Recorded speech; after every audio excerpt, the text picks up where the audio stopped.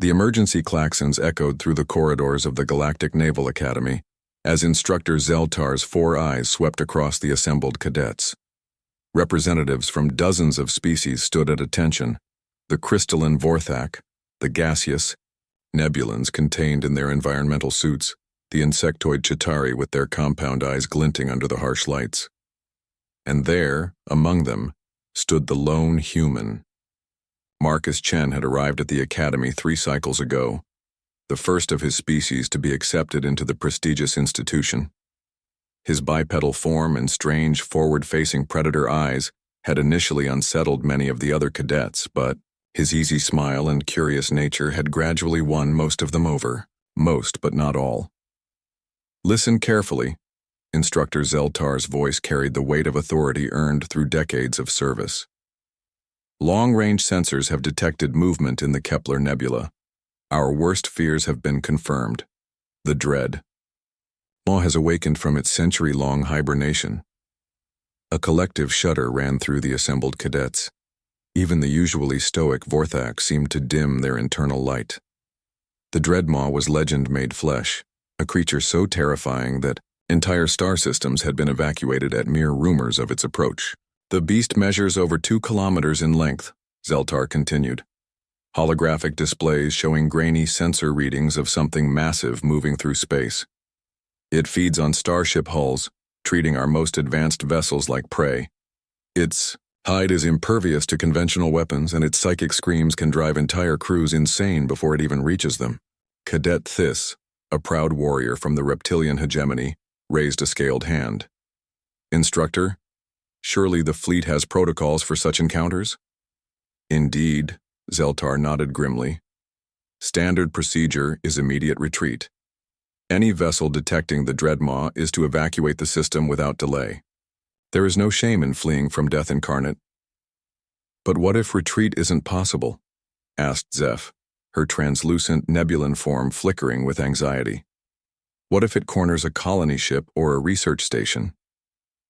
The instructor's silence was answer enough. The message was clear.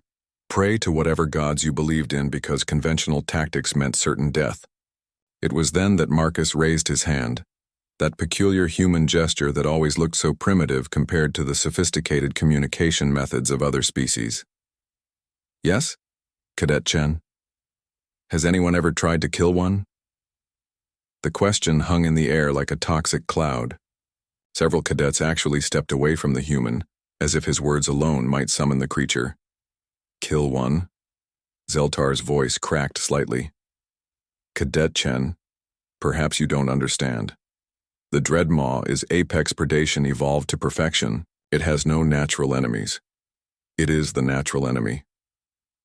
Marcus nodded thoughtfully, his strange single-pupil eyes focusing with that intensity that made other species uncomfortable.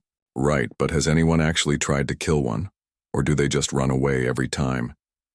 The wisdom of our ancestors is based on fear, Marcus interrupted, causing several cadets to gasp at such disrespect. Look, I get it. Big, scary space. Monster eats ships makes people crazy. But back on Earth we had apex predators too. Sharks, lions, bears, crocodiles. Know what we did with them? The classroom had gone dead silent. We ate them. Cadet Rin, whose moth-like wings were trembling with terror, spoke in a whisper. You consumed your apex predators? Well, yeah. I mean, not all of them. Conservation is important. But the point is, there's no such thing as an unkillable predator. Everything has weaknesses. Everything can be hunted.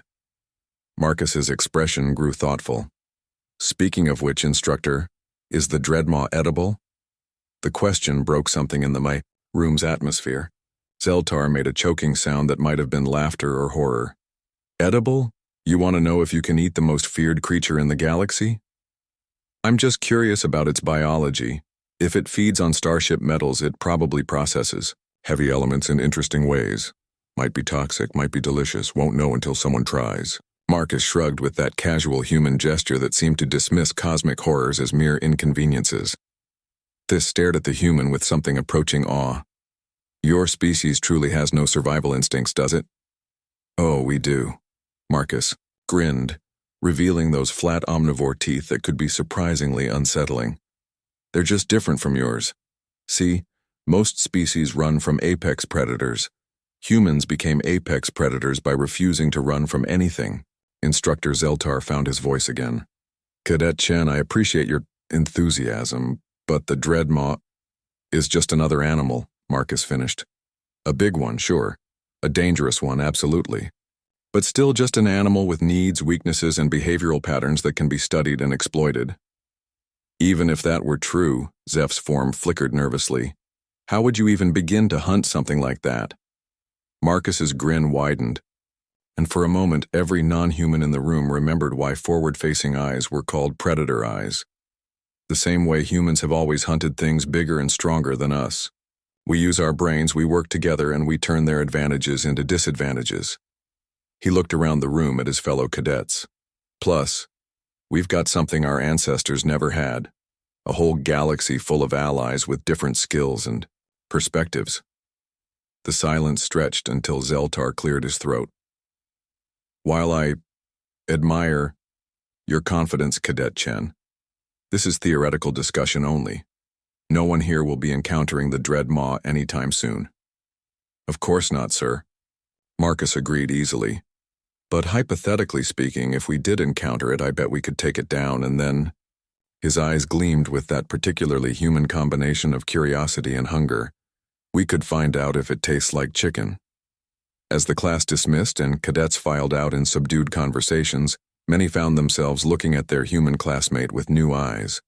Some with fear, others with fascination, but all with a growing understanding that humanity's rise to the stars might not have been as peaceful as they'd assumed.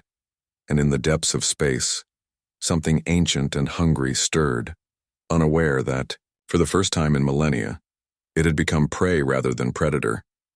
After all, humans had always been very good at moving up the food chain.